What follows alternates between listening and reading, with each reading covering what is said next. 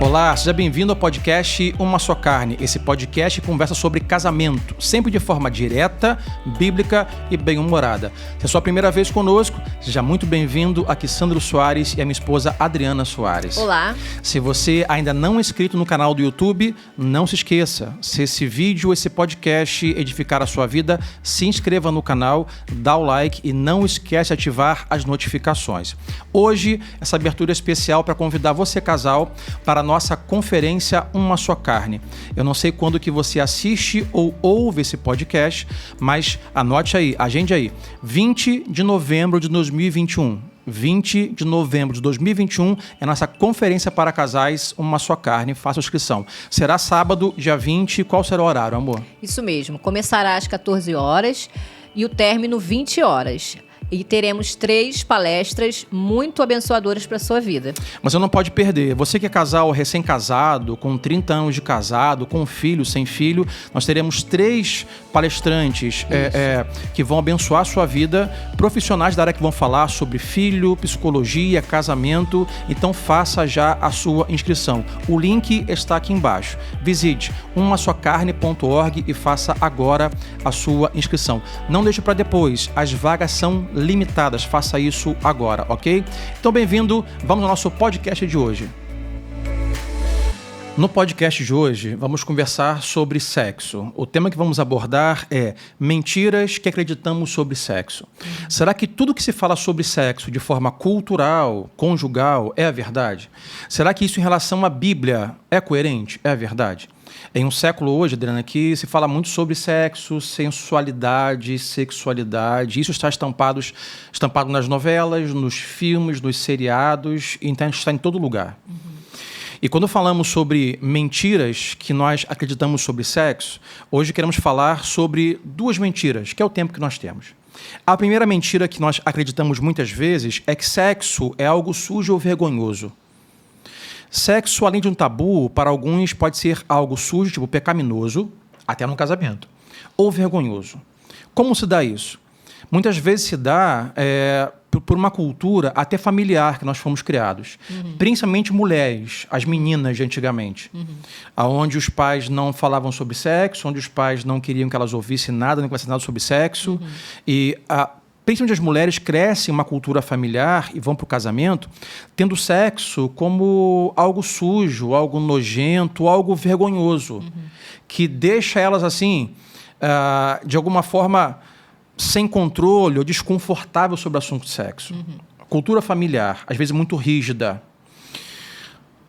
Uma outra forma de pessoas irem ao casamento com a ideia de sexo como algo sujo, algo vergonhoso, também é a cultura religiosa em que foram inseridos, a igreja que frequentaram.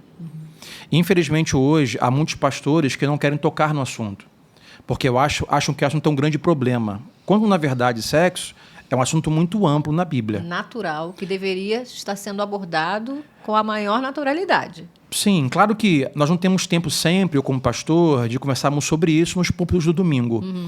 Mas é um assunto que deve-se ter, por exemplo, uma conversa com casais, no aconselhamento, perguntar, ok, gente, dinheiro está tudo bem, filho está bem, e o sexo, como é que está? Sobre o primeiro ponto que você abordou, sobre a família, eu, por exemplo, não lembro da minha família, de a gente ter essa conversa assim, tão abertamente. Porque, então, imprime para nós, a postura dos nossos pais, algo de muito mistério. Algo que não traz uma clareza para a gente e acaba isso colocando cada vez mais aquele ponto de interrogação. Será que é proibido? Não é? Porque a família que é aquele ponto de colocar para a gente isso como uma afirmação, como uma direção certa, às vezes não coloca por medo de falar, para despertar algo, tantos medos que cercam esse tema, e acaba a gente sendo levado por algumas ilusões, né? Quando a gente até desconversa o assunto, parece que a ideia é o seguinte, olha, não use drogas, não faça sexo. Isso é muito perigoso os dois. Sim. Então, às vezes, também a cultura religiosa. E da onde vem isso? Nós tivemos agora, um tempo atrás, na semana passada, a Reforma Protestante.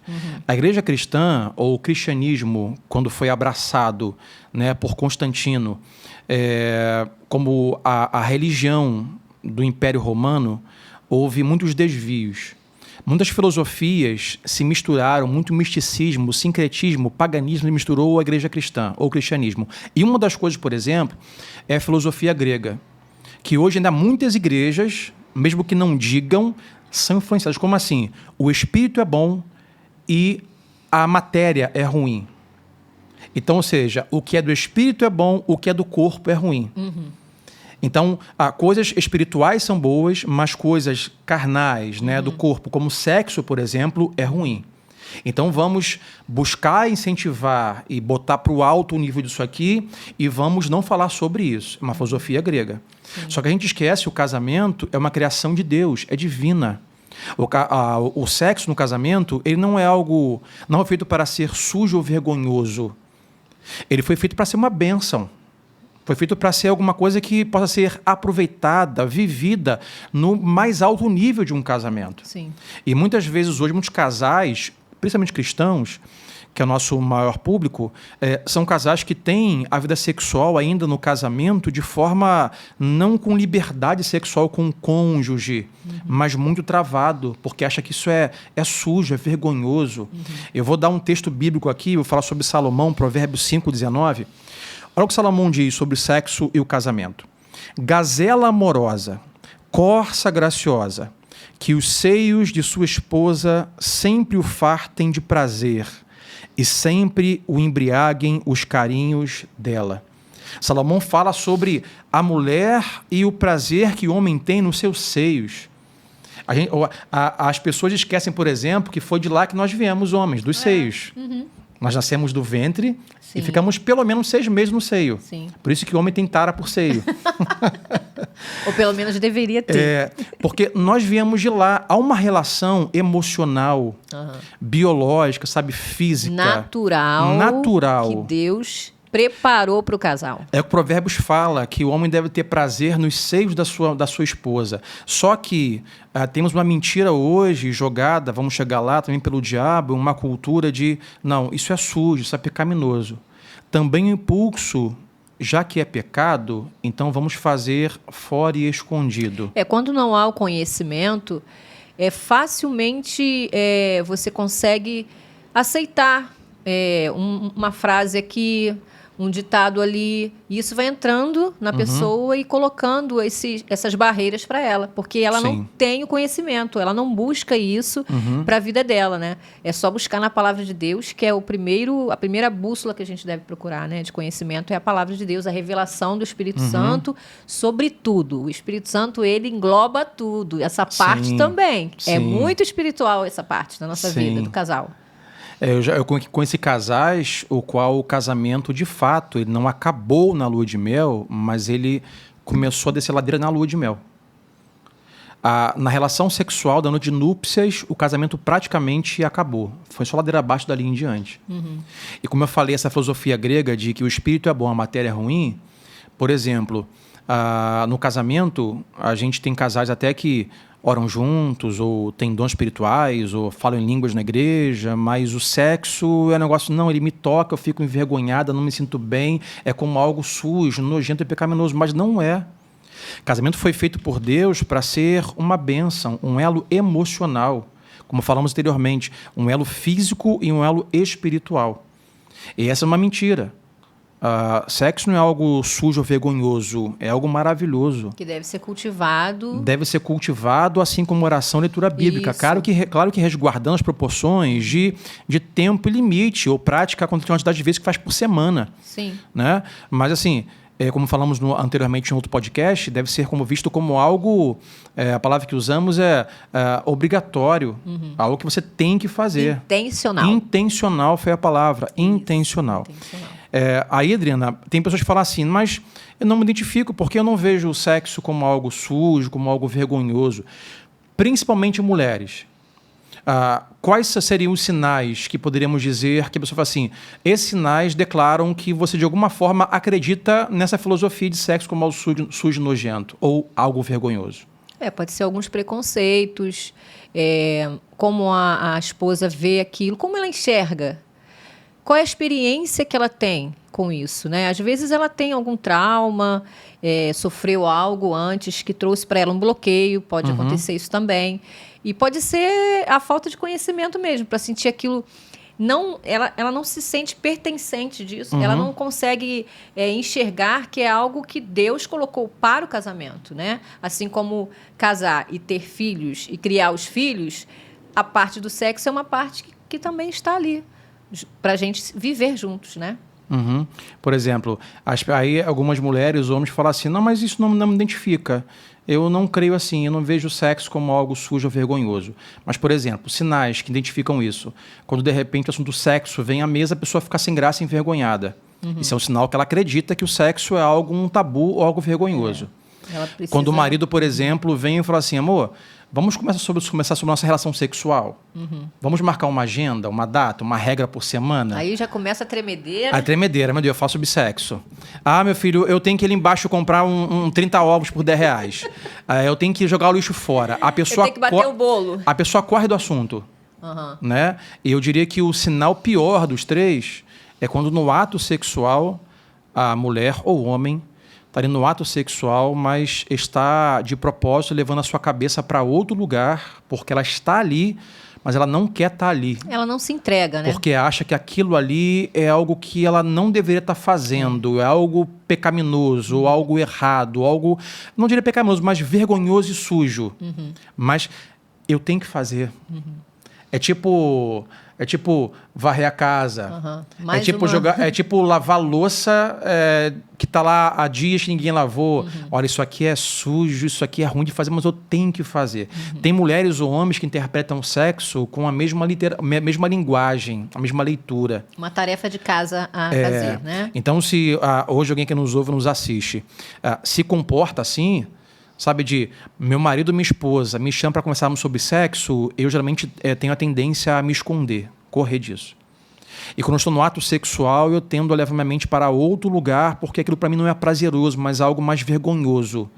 Então isso é um sinal que essa pessoa ainda acredita nessa mentira, que sexo é algo vergonhoso ou algo sujo. E é bom parar um pouquinho para analisar e ver que esse casal pode estar recebendo muita informação, né, de hoje que a gente tem.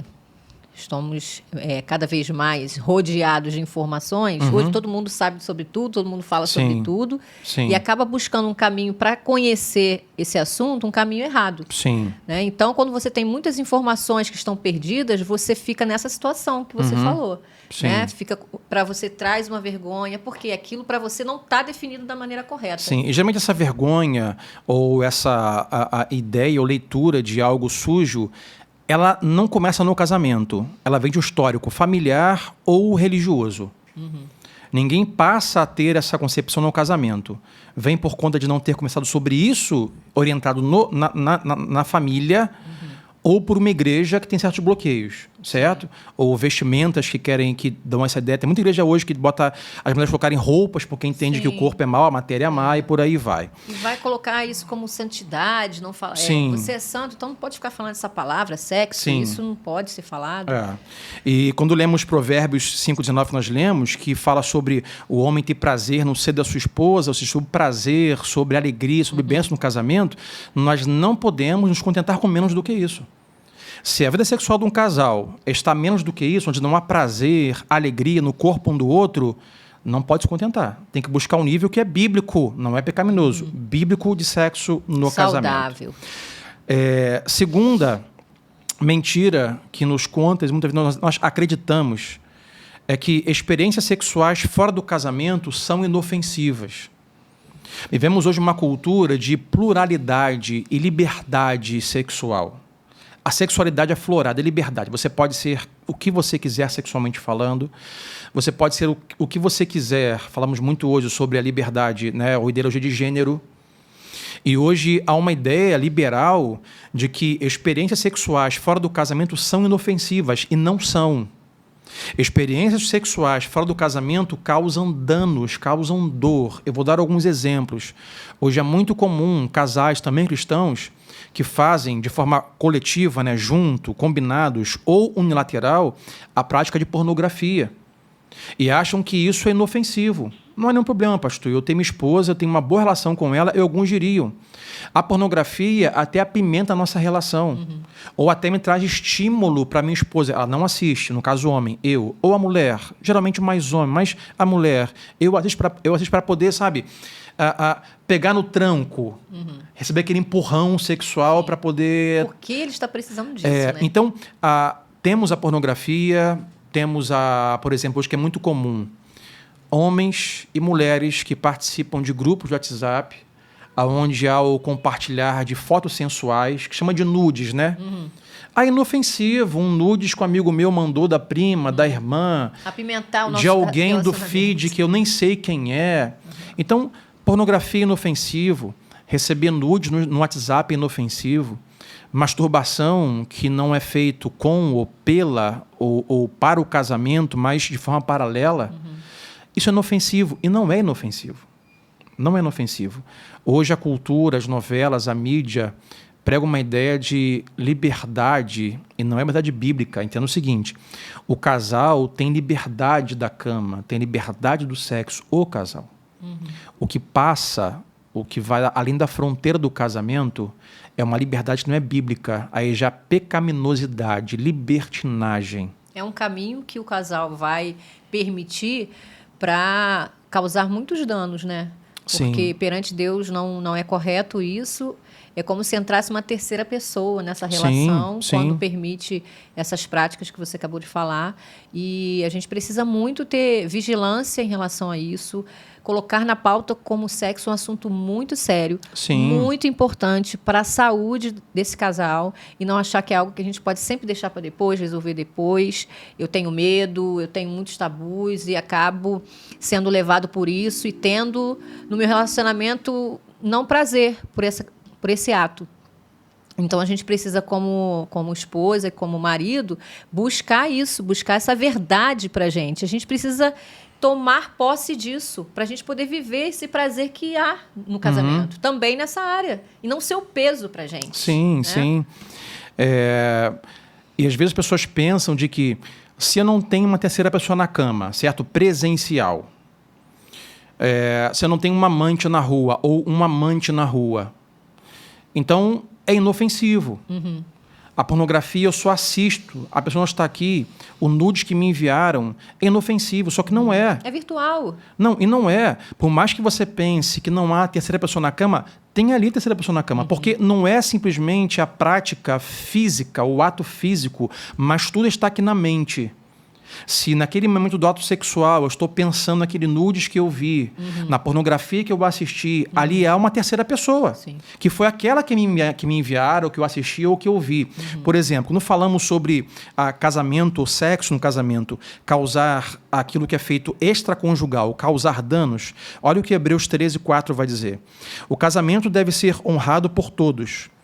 O leito conjugal conservado puro, pois Deus julgará os imorais e os adúlteros. Ou seja, qualquer tipo de relação ou experiência sexual fora do casamento tem danos e causa. Qual é? Deus vai julgar imorais e adúlteros. Certo? Deus vai julgar a danos, a males para experiências sexuais fora do casamento. Porque o diabo sempre tenta convencer as pessoas de que aquilo que é falso é melhor ou mais prazeroso do que o que é verdadeiro. É mais prático. O que é falso é melhor do que é verdadeiro. Por exemplo, aquela mulher daquele filho do Instagram é melhor que a minha esposa. Aquele homem do Instagram é melhor que o meu marido. Sim, sexo com aquela pessoa deve ser muito melhor que com o meu cônjuge. E ali ele está vendo a perfeição. E hoje as pessoas estão o tempo todo querendo colocar para fora as suas mais densas mentiras. Ou seja, as pessoas hoje estão gastando dinheiro e trabalhando para parecerem ser o que não são, para parecerem ter o que não têm, para parecerem saber o que não sabem, conhecer o que não conhecem, ter ido onde nunca foram. Isso. Então, hoje é um mundo de mentira. Hoje a fake news não é só do presidente, das redes sociais. Hoje a fake news está em todas as mídias. É fake news de aparência. Então, o que acontece? O diabo investe na cultura de hoje para trazer para o cônjuge que, cara, o falso é melhor que o verdadeiro. Aquela pessoa é melhor do que a sua. aquele sexo com a pessoa é melhor que com você ou com seu cônjuge. Então, aquele vídeo de pornografia é mais intenso do que o que você faz com seu marido e com sua esposa. Certo? Se masturbar é mais intenso do que o sexo com seu cônjuge. As fotos, então, seja, isso é mentira que o diabo conta, e isso vai entrando na mente do marido e da esposa. Quando o Hebreus fala, a carta dos Hebreus fala que Deus julgará imorais e adúlteros, mais uma vez eu estou falando que o adultério não configura-se apenas o ato sexual pecaminoso, a prática física do ato. Mas tudo começa na mente. Jesus, em Mateus 5, vai dizer assim, se alguém, olhando para uma mulher que não é sua, ou diria, para uma mulher, um homem que não é seu, simplesmente desejá-lo ou pensar alguma coisa, já adulterou com ela, já adulterou com ele. Então, o adultério ele está na mente. Começa na mente, vem para o coração e aí vai para as ações e para as atitudes. É por isso que Paulo fala aos Romanos 12, versículo 2. Renovem a mente de vocês, para que vocês possam experimentar qual é a boa, perfeita e agradável vontade do Senhor. Então, se a minha mente não está concisa de forma sexual com meu cônjuge, eu vou ter danos agora no casamento, porque o sexo vai ser uma droga. Isso não vai ter intimidade, não vai ser sincero, verdadeiro. Mas, além dos danos que eu vou ter conjugais, eu tenho danos também eternos. Deus vai julgar imorais e adúlteros. Quem? Quem vai a um prostíbulo? Não. Quem em sua mente deseja, quem em sua mente fomenta, com seus olhos, constantemente aceita isso. Vai aceitando devagar aquilo, né? Vai entrando. E hoje em dia a gente precisa parar um pouquinho para analisar isso. Tantos casais que se apresentam hoje com dificuldades no seu relacionamento, qual é a porta que está mais escancarada, né? Para receber. A janela, os olhos são a janela, né? Para a gente ir, a gente vai se alimentando do que a gente está vendo. E se a gente hoje se alimenta de tudo que tem aí, as bandejas estão cada vez maiores e mais coloridas e mais brilhosas. Então, se esse casal ficar se alimentando muito disso, vai ficar difícil eles conseguirem, só os dois ali, reconhecerem que precisam negar tudo isso e se dobrar à verdade, né, de Cristo, do que Deus fala para a gente fazer, para a gente trazer essa purificação para a nossa relação e a bênção de Deus, né, no ato sexual. Ali há um ato também espiritual e a gente é muito abençoado quando a gente está nessa visão de Deus, quando a gente está buscando isso, se esforçando para isso. Uma vez eu aconselhando um marido que tinha problemas com pornografia, a pergunta que ele veio foi a seguinte: mas pastor, a pornografia atrapalha o meu casamento? Eu falei, certamente, irmão. Mesmo que você não conheça a mulher que você assiste, mesmo que você não se deite com ela, mas quando você se deita com a sua mulher, você não está ali. A sua mente não está ali. A sua intenção não é para sua esposa. O seu desejo de dar prazer não é para sua esposa, porque sua mente está contaminada com tudo que você viu e assistiu. Não só um vídeo, como um nudes, uma foto, ou ficar buscando no feed de notícia fotos sensuais de pessoas do sexo oposto ou do mesmo sexo. Então, a pornografia, sim, tem danos para o casamento e também eternas.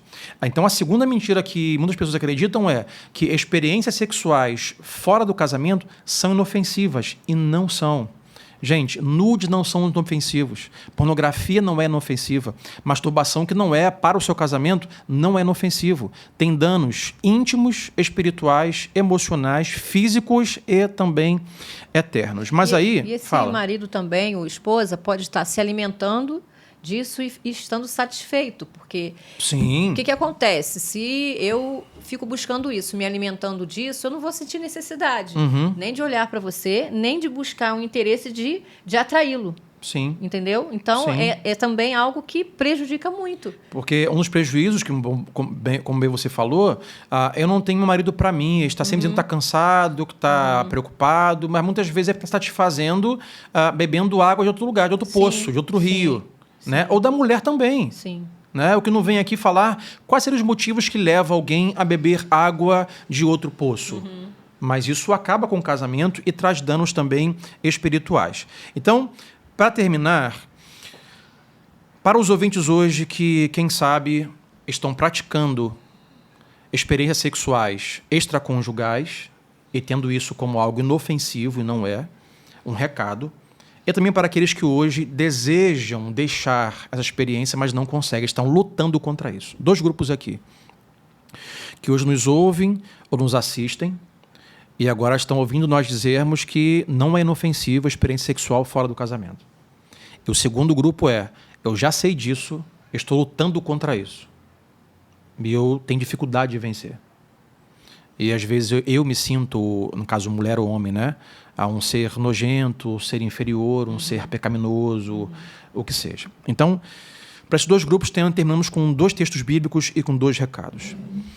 Primeiro, para você que tem a prática de experiências extraconjugais, como inofensivas não são. Primeira coisa, ele ou ela, precisa chamar pecado de pecado. Não podemos dar outros nomes ao pecado, certo? Pecado, não é bem assim. Pecado, não, isso é liberdade. Pecado, não, as coisas mudaram, o século é novo. Não. Vamos chamar de pecado. Então, pornografia é pecado. Sendo. Pornografia é pecado, receber nudes é pecado, masturbação, enforcamento é pecado, tudo isso é pecado. Então, a primeira coisa que você tem que pensar, ele ou ela, é chamar de pecado, porque se nós não compreendermos que isso é pecado, nós não vamos ser levados ao arrependimento. Sim. É quando eu sei que eu estou errado, que eu sou pecador, e se eu tenho Espírito Santo, principalmente, eu sou levado ao arrependimento. Certo? E o texto bíblico que eu vou usar é 1 João 1, versículo 9. Se confessarmos os nossos pecados, Ele que é em Deus, é fiel e justo para perdoar os nossos pecados e nos purificar de toda injustiça. Se você pratica ato inofensivo, quando você chamar o pecado de pecado e se arrepender, João vai dizer que Deus vai perdoar todos os seus pecados, vai te purificar de toda a sua injustiça. Então hoje faça uma oração, chama de pecado, se arrependa e Deus vai perdoar o seu pecado e mudar a sua vida. O segundo grupo, que luta contra o pecado. Luta. Pastor, eu sei, mas eu não consigo me livrar do pecado. E às vezes se rotula como um ser pecador. O texto de 2 Coríntios 5,17 vai dizer assim: portanto, se alguém está em Cristo, é nova criatura. As coisas antigas já passaram, eis que surgiram coisas novas. Você não é o seu pecado. Você é o que Deus diz que você é. Se você está em Cristo, você não é esse homem ou esta mulher incapaz de vencer isso. Procure ajuda, coloque em oração, chame parceiros de oração, mas vença isso, tá? Não se acomode. E por último, para nós terminarmos, nós não precisamos de nada fora do leito matrimonial. Você quer sexo picante? Na sua casa tem. Você quer um casamento, um ato sexual bem sensual? Lá tem. Você quer algo diferente sexualmente no casamento? Lá tem. Converse com a esposa, converse com o marido. Sexo bíblico, ele pode ser bíblico, ele pode ser prazeroso, pode ser divertido, pode ser picante, pode ser sensual, tudo isso dentro do casamento. Você não precisa buscar isso fora, mas vale a conversa, a oração, o diálogo e colocar para o outro as suas necessidades sexuais. Então Deus ajuda a sua vida, você que até hoje tem como inofensivo, que você se arrependa, e que Deus também ajude você que está lutando contra isso, que você em Deus consiga vencer e ser purificado em nome de Jesus. Amém. Amém? Sexo é fundamental para o casamento, mas ele pode ser prazeroso e bíblico ao mesmo tempo, tá bom? Se esse podcast edificou a sua vida, não esquece, curte aqui, compartilha, comenta e até nosso próximo encontro, nosso próximo podcast. Isso aí. Deus abençoe você, gente.